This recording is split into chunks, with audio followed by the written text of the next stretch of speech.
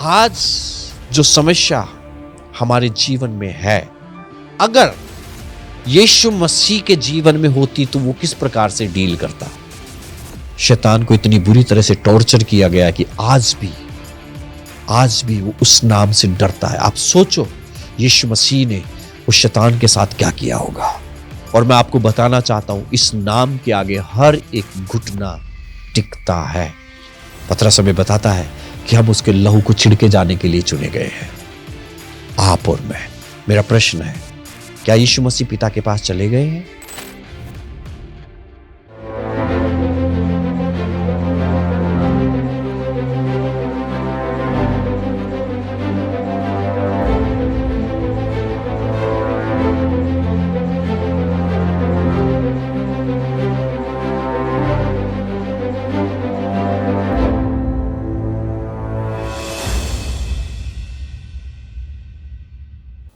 Praise the Lord.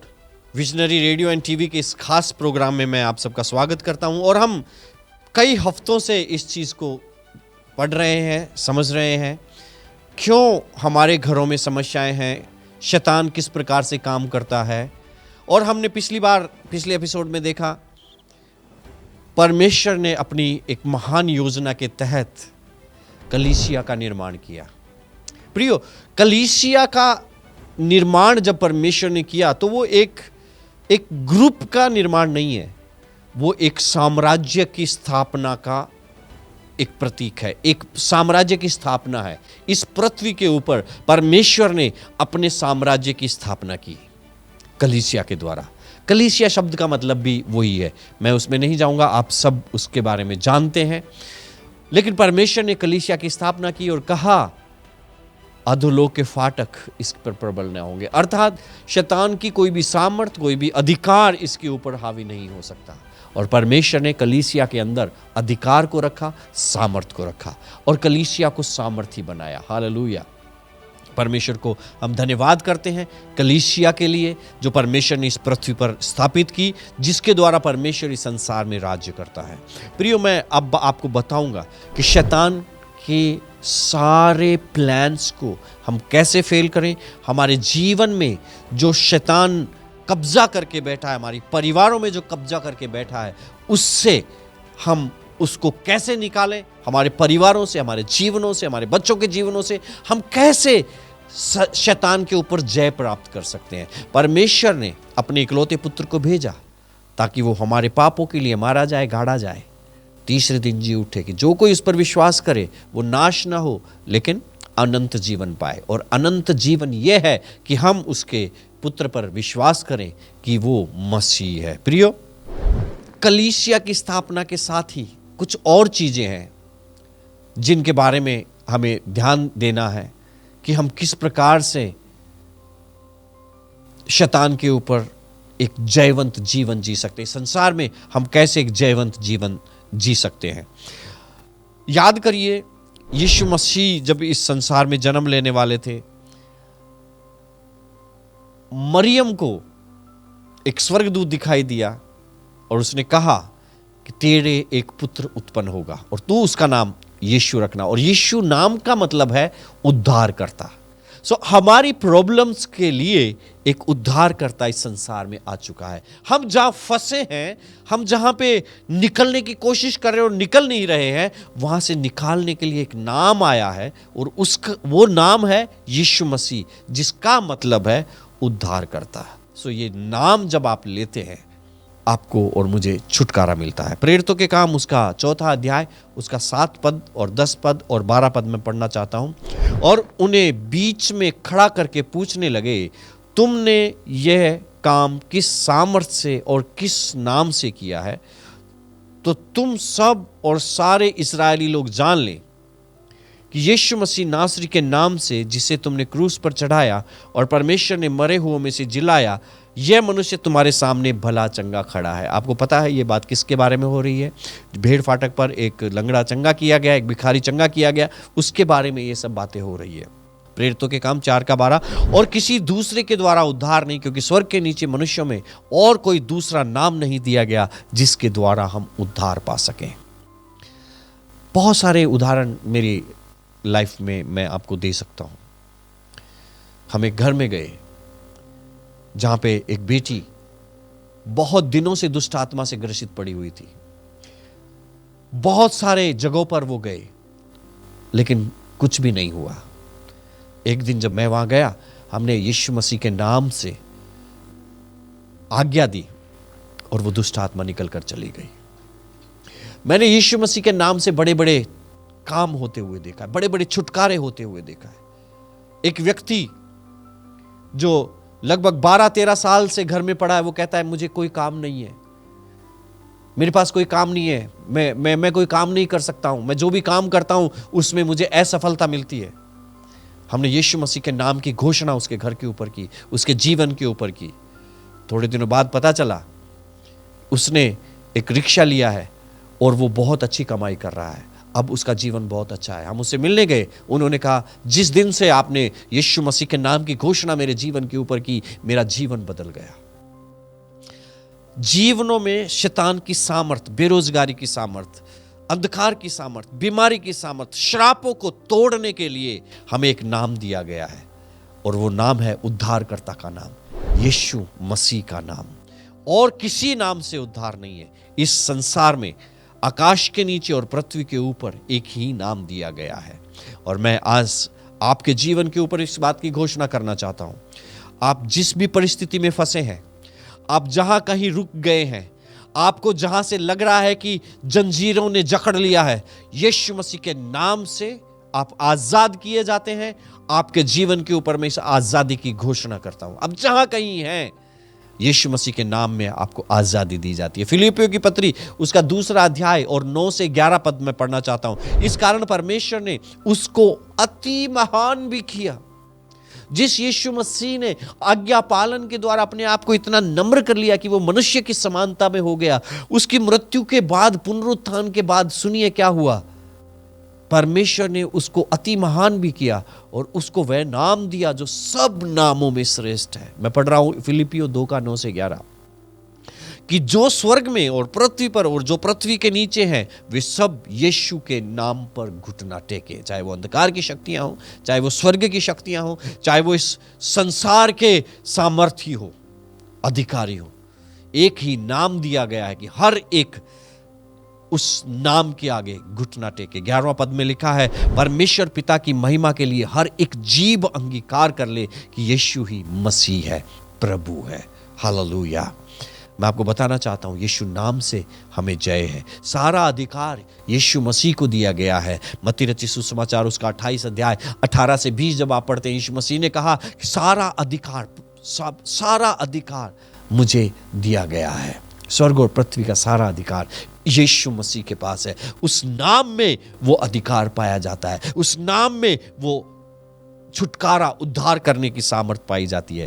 कुलुस्सियों की किताब उसका 3 अध्याय में जब आप पढ़ते हैं तो वहां पे पौलुस इस प्रकार से कहता है कि तुम जो कुछ करो प्रभु यीशु के नाम से करो, क्योंकि अगर हम उस नाम के बिना कुछ करेंगे तो हम असफल हो जाएंगे, हम पीछे चले जाएंगे, हम हार सकते हैं। लेकिन अगर जो कुछ प्रभु यीशु मसीह के नाम से किया जाता है वो हमेशा जयवंत होता है, वो हमेशा ऊपर ले जाने वाली बात है, वो हमेशा स्वर्ग से कनेक्टेड होता है। इसलिए जो कुछ करो प्रभु यीशु मसीह के नाम से करो। सुबह जब आप पलंग से उठते हैं, सोचो आपकी जगह यदि यीशु मसीह उठता तो आपकी परिस्थितियों से वह कैसे डील करता। मान लीजिए आज जिस परिस्थिति में हम हैं, जब यीशु मसीह इस संसार में थे, मान लीजिए वही परिस्थितियां यीशु मसीह के जीवन में होती और वो रात को सो के सुबह उठता और यही परिस्थितियां जिनसे हम सामना करते हैं इनसे वो सामना करता, तो आप सोचो यीशु मसीह कैसे उन परिस्थितियों का मुकाबला करता। हमारा मुकाबला करने का तरीका भी सेम टू सेम वही होना चाहिए। यीशु मसीह जिस प्रकार से समस्याओं को डांटता था, पेड़ों को आज्ञा देता था, हर एक बात को जिस प्रकार से उसने संसार में किया, हमें सिखाया, हमें भी उसी तरीके से इन चीजों को करना चाहिए। हालेलुया। प्रभु यीशु मसीह हमारे सबसे अच्छे उदाहरण है। प्रियो, जब हम भीड़ को देखते हैं बाइबल जब हम पढ़ते हैं, हमें वहाँ पे बहुत सारी भीड़ दिखाई देती है। हम उस भीड़ में कहीं ना कहीं अपने आप को उस बीमार स्त्री की जगह पाते हैं। कई बार हम कोढ़ी की जगह अपने आप को पाते हैं। कई बार हम उस भीड़ के समान अपने आप को गिनते हैं जिनका कोई रखवाला नहीं है। लेकिन मैं आपको बताना चाहता हूँ, नए नियम में आपकी जगह भीड़ में नहीं है। या तो आप अपने आप को यीशु मसीह के 12 चेलों में गिनो, लेकिन मैं वहां पे संतुष्ट नहीं हूं, क्योंकि परमेश्वर का वचन हमें ऐसे सिखाता है कि हम अंश अंश करके यीशु मसीह की समानता में बदलते जा रहे हैं। तो मैं अपने आप को, जब नया नियम पढ़ता हूं, जब मैं बाइबल पढ़ता हूं, तो मैं अपने आप को 4 सुसमाचारों में वहां पाता हूं जहां यीशु मसीह बैठा हुआ है, क्योंकि उसने हमें स्वर्गीय स्थानों में बैठाया है, अपने पास बैठाया है। परमेश्वर का वचन कहता है कि जिस प्रकार से वो है वैसे ही तुम भी इस संसार में हो। बाइबल हमें नहीं सिखाती कि जैसे उसके चेले हैं वैसे तुम भी हो। बाइबल हमें नहीं सिखाती कि जैसे पतरस है वैसे तुमको चलना है। बाइबल में सिखाती है, परमेश्वर का वचन हमें सिखाता है, जैसे वह है वैसे हमें चलना है, जैसे वो जिया है वैसे हमें जीना है, जैसे वो अधिकार के साथ बोलता है वैसे हमें बोलना है। यीशु मसीह हमारा उदाहरण है। आज जो समस्या हमारे जीवन में है, अगर यीशु मसीह के जीवन में होती तो वो किस प्रकार से डील करता। आज मैं आपको बोलता हूं, आप वैसा ही डील करो। हुक्म दो, आदेश दो, यीशु मसीह के नाम से आदेश पारित करो और बोलो, बेरोजगारी जा, घाटा जा, कर्जा जा। और मैं आपको बताना चाहता हूं, इस नाम के आगे हर एक घुटना टिकता है।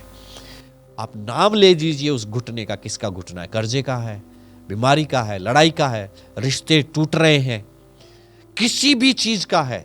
आप आज यीशु मसीह के नाम से घोषणा करना शुरू करें। आज आप यीशु मसीह के नाम से आदेश देना शुरू करें उन चीजों को। मैं आपको बताना चाहता हूं, चीजें बदलना शुरू हो जाएंगी।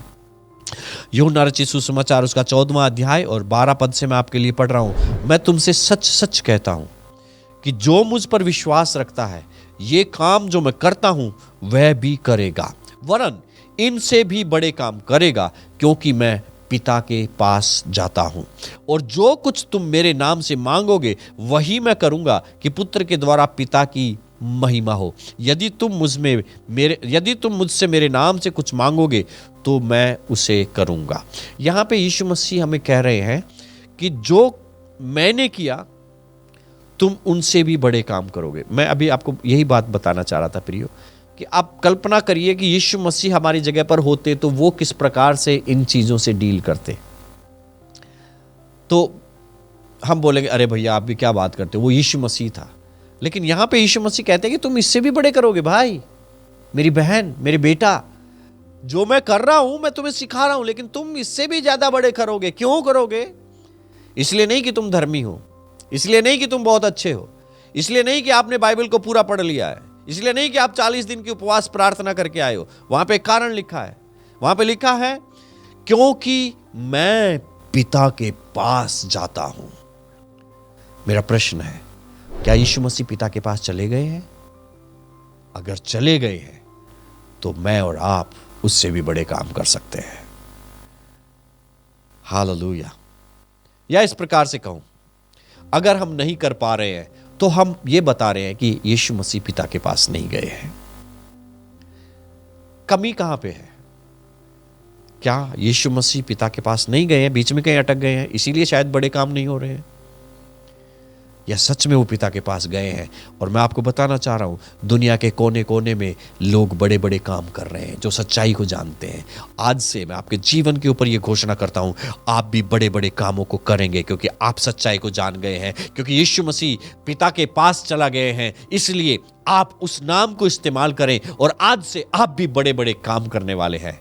हालेलुया, आमीन। यूहन्ना रचित सुसमाचार उसका 16वां अध्याय और 7 पद में पढ़ना चाहता हूं। तो भी मैं तुमसे सच सच कहता हूं कि मेरा जाना तुम्हारे लिए अच्छा है। यीशु मसीह का जाना अच्छा है या हमारे साथ रहना अच्छा है? अगर हम कहें कि नहीं नहीं नहीं भैया, यीशु मसीह हमारे साथ होते तो कितना अच्छा होता, लेकिन यीशु मसीह कहता है कि पिता के पास जाना अच्छा है। क्यों? क्योंकि यदि मैं ना जाऊं तो वह सहायक तुम्हारे पास ना आएगा, परंतु यदि मैं जाऊंगा तो उसे तुम्हारे पास भेज दूंगा। ये सहायक, जिसे पवित्र आत्मा कहते हैं, ये क्यों जरूरी है? देखिए, अगर यीशु मसीह हमारे साथ होता आज मान लीजिए यीशु मसीह स्वर्ग में नहीं जाते और हमारे पास रहते, तो वो हमारे साथ रहते। लेकिन जब पवित्र आत्मा आया तो परमेश्वर हमारे अंदर आ गया। तो ये बड़ी बात है, ये बड़ी बात है। इसीलिए यीशु मसीह ने कहा कि मैं पिता के पास जाता हूं। उसके जाने का उद्देश्य यह था कि सहायक आएगा, और जब सहायक आएगा तो तुम सारी बातें सीख जाओगे। तुम्हारे अंदर देखो, प्रेरितों के काम 1:8 में लिखा है, परंतु जब पवित्र आत्मा तुम पर आएगा तब तुम सामर्थ पाओगे और यरूशलेम और सारी यहूदिया और सामरिया में और पृथ्वी के छोर तक मेरे गवाह होगे। अगर यीशु मसीह नहीं जाते तो ये सामर्थ हमको नहीं मिलता, ये सामर्थ हमको नहीं मिलता। जो बाइबल के जानकार हैं उनको पता है, चेलों ने जो दुष्ट आत्माएं निकाली और जो सामर्थ के काम किए, वो पवित्र आत्मा की इस भरपूरी के साथ नहीं किए। वो कैसे किए वो आपको मालूम है, उसके लिए हम फिर कभी बात करेंगे। लेकिन अगर आप अपने आप से पवित्र आत्मा की प्रेरणा से परमेश्वर के काम में आगे बढ़ रहे हो, तो ये बात यह है कि पिता ऊपर से जिसने पवित्र आत्मा को भेजा है, क्योंकि यीशु मसीह स्वर्ग में चले गए हैं। प्रेरितों के काम उसका 2 अध्याय और 43 पद में लिखा है, और सब लोगों पर भय छा गया और बहुत से अद्भुत काम और चिन्ह प्रेरितों के द्वारा प्रकट होते थे। क्यों होते थे? क्योंकि पवित्र आत्मा आ गया है। हालेलुया। प्रेरितों के काम 3:6, तब पतरस ने कहा, चांदी और सोना तो मेरे पास है नहीं, परंतु जो मेरे पास है वह तुझे देता हूं। यीशु मसीह नासरी के नाम से चल फिर। ये पतरस की कहानी नहीं है, ये आपकी कहानी है। ये पतरस नहीं है, ये आप हो, जो आज आप अपने संघर्षों से लड़ रहे हो। आज आप जो अपने जीवन में ऐसे बैठे हो कि भैया जीत कैसे पाएं, ये कहानी आपकी है। मैं आपको बताना चाह रहा हूं, यीशु मसीह के नाम की घोषणा करना शुरू करें। आप उस जगह पर आएंगे जब आप ये कहेंगे, जो मेरे पास है मैं तुझे देता हूं। हालेलुया। आज मैं यीशु मसीह के नाम से आपके जीवन के ऊपर इस बात को बोलता हूं कि जो मेरे पास है मैं आपको देता हूं। यीशु मसीह नासरी के नाम से आज आपकी परिस्थितियां बदल जाएं। आज आपके जीवन में परमेश्वर का उद्धार आए। आज आपके जीवन में परमेश्वर वो काम करे जिसका आप सदियों से इंतजार कर रहे हैं। यीशु के सामर्थी नाम से, यीशु मसीह नासरी के सामर्थी नाम से इसी समय आपके जीवन के ऊपर छुटकारा आ जाए। Hallelujah, hallelujah, hallelujah. पहली बात मैंने बताई, यीशु मसीह के नाम के द्वारा हमें उद्धार है, हमें छुटकारा है, हमें जय है, हमें जीत है। दूसरी बात है, यीशु मसीह के लहू में सामर्थ है। प्रियो, मैं एक घटना को बताना चाहता हूं। मैं एक घर में जाता था जहां पे बार बार दुष्ट आत्मा रिपीट होती थी, बार बार वो छोड़ना नहीं चाहती थी, और उस घर में हालत बहुत खराब थी। मैं एक दिन वहां पे गया और हमने यीशु मसीह का लहू का नाम वहां पे लिया, लहू को हमने पुकारा और यीशु मसीह के लहू को उनके घर के ऊपर लगाया। उस घर को हमने सुरक्षित किया यीशु के लहू से। और मैं कहना चाहता हूं प्रियो, उसके बाद हमने कभी उस गंदी आत्मा को उनके घर में नहीं देखा, कभी नहीं देखा। यीशु मसीह के लहू में ताकत है। यीशु मसीह के लहू को दुष्ट आत्माएं भेद नहीं सकती हैं, उसके पार नहीं जा सकती हैं। यूहन्ना रचित सुसमाचार जब पहला अध्याय आप पढ़ते हैं, वहां पे यूहन्ना बपतिस्मा देने वाला अपने चेलों को बता रहा होता है, यह है वो जगत का मेमना, यह है वो मेमना जो जगत के पाप को उठा ले जाता है। वो यीशु मसीह की ओर इशारा कर रहे थे। यीशु मसीह को यूहन्ना बपतिस्मा देने वाला एक मेमना की तरह देख रहा था, एक मेमना की तरह जिसको वध किया गया, जिसका लहू बह रहा है। प्रकाशित वाक्य उसका 12वां अध्याय और 11 पद में लिखा है, मेमने के लहू के द्वारा जय पाते हैं। गवाही के वचन और मेमने का लहू, इनके द्वारा जय पाते हैं। तो हम बात कर रहे हैं यीशु मसीह के नाम के द्वारा, और हम बात कर रहे हैं यीशु मसीह के लहू के द्वारा। बाइबल में लहू का विशेष महत्व है। पुराना नियम में जब आप देखेंगे तो वहां पे पाप की क्षमा के लिए लहू बहाया जाता था, लहू का छिड़काव किया जाता था। परमेश्वर के सम्मुख में लहू लेकर के लोग आते थे। याजक प्रतिवर्ष लहू चढ़ाया करते थे। लहू का बहुत महत्व है। बाइबल में जब मूसा ने वाचा के वो शब्द दोहराए, वो वाचा दोहराई, व्यवस्था दोहराई, तो फिर उसने लहू को छिड़क दिया कि ये वाचा है। वाचा लहू के द्वारा पक्की की जाती है। मैं इसके बारे में कुछ चीजों को बताता हूं कि यीशु मसीह के लहू में सामर्थ क्यों है। जब आप समझेंगे, मैं आपको बताना चाहता हूं, आप आजाद होंगे। जब आप सत्य को जानेंगे, सत्य आपको आजाद करेगा। और ये शैतान की सामर्थ आपके परिवार में, आपके जीवन में, आपके घरों में दोबारा देखने को मिलेगी नहीं। आप जय का जीवन जीना शुरू कर लेंगे। सबसे पहली बात मैंने बताई, आप यीशु मसीह के नाम की घोषणा करना शुरू करो। यीशु मसीह के नाम से इन चीजों को डांटना शुरू करो। परमेश्वर को पुकारना बंद करो, प्रभु आप आ जाओ। नहीं, वो नहीं आएंगे अब छोड़ के स्वर्ग को। आपको एक काम करना है, यीशु मसीह के नाम से बेरोजगारी मेरे परिवार से बाहर जा। ये इन शब्दों में आपको हमें प्रार्थना करनी चाहिए। यीशु मसीह के नाम से मैं घोषणा करता हूं, मेरे परिवार की परिस्थितियां बदल जाओ। इस प्रकार से हमें प्रार्थना और घोषणा करनी चाहिए। खैर, मैं आगे और इन बातों को बताऊंगा। अभी इब्रानियों की पत्री उसका 9वां अध्याय और उसका 7वां पद और 11 से लेकर 26 पद में पढ़ रहा हूं।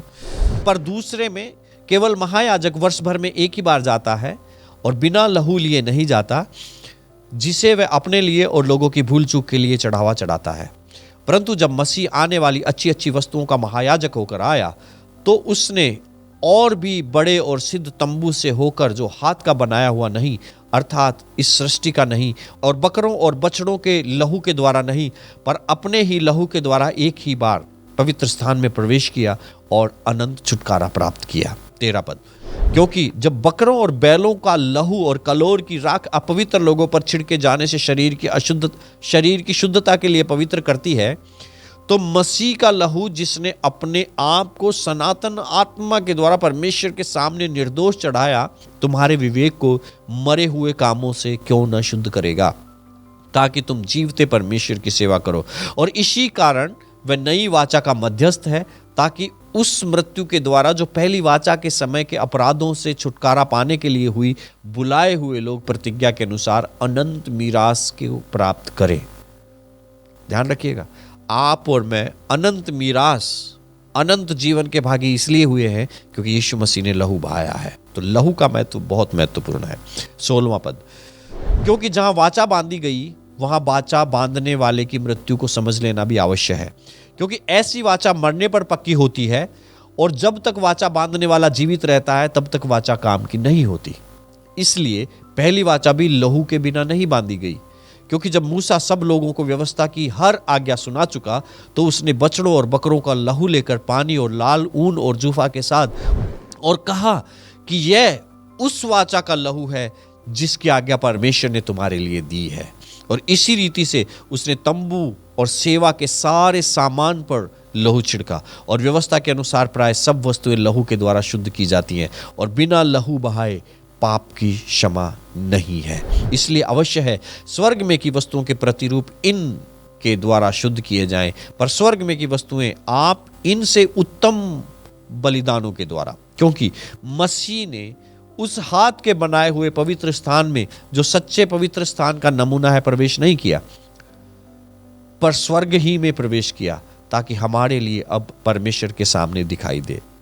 यह नहीं कि वह अपने आप को बार बार चढ़ाए, जैसा कि महायाजक प्रतिवर्ष दूसरे का लहू लिए पवित्र स्थान में प्रवेश करता है, नहीं तो जगत की उत्पत्ति से लेकर उसको बार बार दुख उठाना पड़ता। पर अब युग के अंत में वह एक बार प्रकट हुआ, ताकि अपने ही बलिदान के द्वारा पाप को दूर कर दे। प्रियो, यीशु मसीह के लहू में हमारे उद्धार की सामर्थ्य है। उसने जो स्वर्ग में की वस्तुएं हैं अपने लहू से हमारे लिए शुद्ध की है। बिना लहू बहाए पाप की क्षमा नहीं है, लेकिन लहू जब बहा दिया गया है तो अब पाप का डंक तोड़ा जा चुका है। अब उसकी कोई सामर्थ आपके और मेरे जीवन के ऊपर नहीं है।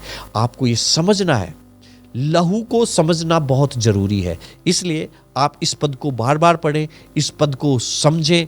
ये जो मैंने पढ़ा इब्रानियों की किताब उसका 9वां अध्याय 7वां पद 11 से लेकर 26 तक, आप पूरे अध्ययन को इसको करें। आपको लहू को समझना जरूरी है, यीशु मसीह के नाम को और यीशु मसीह के लहू की ताकत को समझना जरूरी है। प्रियो, मैं ये जो चीज़ें आपको बता रहा हूँ, मैं वो सब चीज़ें बताता हूँ जो मैंने एक्सपीरियंस की हैं। मैं कुछ भी ऐसी चीज़ें नहीं बताता हूँ जो थ्योरी है, जो मैंने मेरी लाइफ में इस्तेमाल नहीं की है।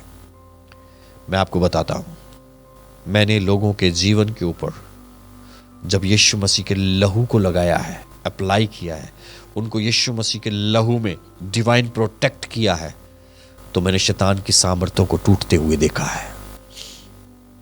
मैंने देखा है जिन बिजनेस को बंद करने वाले थे लोग, जब हमने यीशु मसीह का लहू लगाया है, उनके बिजनेस ऐसे चले हैं कि दूसरे लोगों ने दांतों तले अंगुली दबा ली है। मैं एक छोटा सा उदाहरण देता हूं।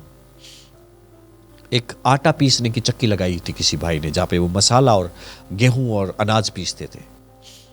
उनके पड़ोस में किसी ने दूसरी चक्की और पावरफुल चक्की लगा ली, तो ये पहले भाई का काम बिल्कुल ठप हो गया। एक दिन हम उनके घर में उनके रिश्तेदार के साथ गए थे, चाय पी रहे थे। उन्होंने ये सारी परिस्थितियां हमको बताई और मुझे वहां पे प्रार्थना करने का मौका मिला। मैंने यीशु मसीह का लहू के द्वारा प्रार्थना की, मैंने यीशु मसीह के लहू को अप्लाई किया। आज उनका बिजनेस बहुत बढ़ गया है। ये कुछ चीजें हैं जो मैं आपको बता रहा हूं ताकि आपका विश्वास आगे बढ़े, ताकि आप उस सामर्थ को समझो। सिर्फ बिजनेस की बात नहीं है, सिर्फ बिजनेस की बात नहीं है। जब आप किसी की किडनी के ऊपर यीशु मसीह का लहू लगाते हैं, मुर्दा किडनी जिंदा हो जाती है। जब आप किसी के पेनक्रियाज के ऊपर, जो मर चुका है, जिसने काम करना बंद कर दिया है, जब आप यीशु मसीह का लहू उसके ऊपर अप्लाई करते हैं, पेनक्रियाज काम करना शुरू कर देते हैं। Hallelujah, hallelujah. यह अद्भुत है, यह अद्भुत है। यह आपके और मेरे कारण से नहीं है, यह इसलिए है क्योंकि परमेश्वर ने ये एक प्रावधान किया, क्योंकि ये वाचा जो बांधी गई है, इसका पक्का तभी होती है ये वाचा जब लहू बहा दिया जाता है। प्रियो, मैं आज आपको उत्साहित करना चाहता हूं, अब और अंधकार में जीवन जीना नहीं है। अपने अधिकारों के लिए खड़े हो जाएं, अपने अधिकारों के लिए लड़ना सीखें। परमेश्वर के राज्य में वो लोग प्रवेश करते हैं जो बलशाली हैं। परमेश्वर के राज्य में बलपूर्वक प्रवेश किया जाता है। यीशु मसीह के लहू को लें, यीशु मसीह के नाम को लें जो सब नामों से श्रेष्ठ है। ये वो हथियार है जिनका तोड़ शैतान के पास नहीं है। यीशु मसीह 3 दिन तक कब्र में रहे थे। 3 दिन और 3 रात। तीसरे दिन यीशु मसीह जी उठे थे।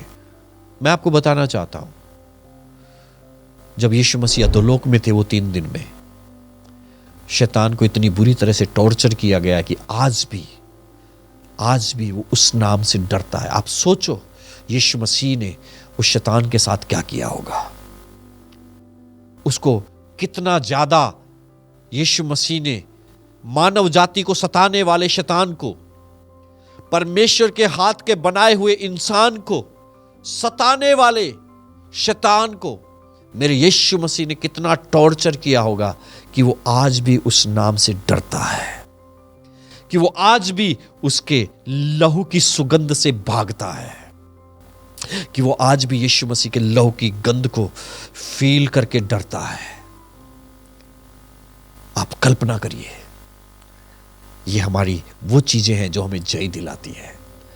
जब आपके घर में यीशु मसीह के लहू की गंध आती है, शैतान वहां पे टिक नहीं सकता, नहीं टिक सकता, नहीं टिक सकता। पतरस हमें बताता है कि हम उसके लहू को छिड़के जाने के लिए चुने गए हैं। आप और मैं। परमेश्वर में आशीष करें। मैं इसको एक और एपिसोड में ख़त्म करूंगा। आप जुड़े रहिए। यदि आपके कोई प्रश्न है, आप कमेंट करें। और मेरा निवेदन है कि आप जब प्रश्न करते हैं या कोई बात लिखते हैं तो कमेंट बॉक्स में दोबारा जाएं, क्योंकि हम आपके कमेंट्स को पढ़ते हैं और रिप्लाई करते हैं, और हम आपके लिए प्रार्थना करना चाहते हैं। हम आपके लिए प्रार्थना करते हैं। आप हमारे स्टूडियो में कॉल करके अपने प्रार्थना निवेदन दे सकते हैं ताकि हम आपके लिए प्रार्थना करें। अब हम अंधकार में नहीं जिएंगे, अब हम हारा हुआ जीवन नहीं जिएंगे, क्योंकि यीशु मसीह ने जो कुछ करना था वो कर दिया है। हालेलुया। परमेश्वर हमें बहुत आशीष करे। God bless you.